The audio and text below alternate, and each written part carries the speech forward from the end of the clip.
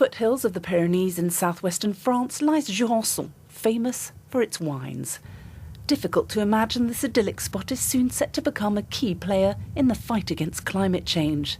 The area lies above a depleted gas field, a suitable place for French oil company Total to test out an emerging technology which could help cut industrial greenhouse gas emissions and reduce global warming.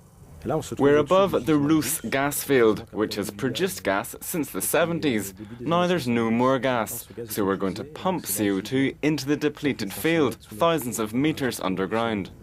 The CO2 will come from this power station, which sits on another gas field 30 kilometres away. Using existing technology, Total will capture the carbon dioxide before it's released into the air.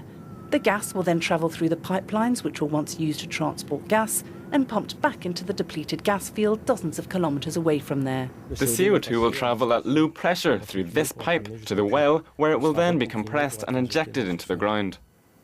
This technology is known as carbon capture and storage, a technique which could help industries meet future requirements to cut down their emissions to reduce global warming. The people living here would like to be sure the CO2 will be stored safely far beneath their feet. So it's true that Jurançon will become the first place in France to store carbon dioxide. And it's true that we've got to cut down our greenhouse gas emissions. It's a complicated issue, because on the one hand you're helping the environment, but on the other, this mustn't happen if there's any risks for the people who live here in Jurançon. Gas has been exploited here for years, just like wine has been made for generations. So for some living on top of gas or CO2, it's much the same thing.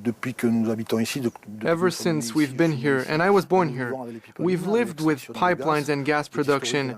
It's part of the region's history. And I can't believe the rock here is more porous with carbon dioxide than with the gas that was there before. But environmentalists are sceptical about the long-term effects of burying tons of CO2 underground. There are still a lot of unknowns associated with this technique regarding its impact on underground geological layers. The test project will run for 2 years, but if the technology proves successful, experts say it could bring a major contribution to greenhouse gas reduction this century.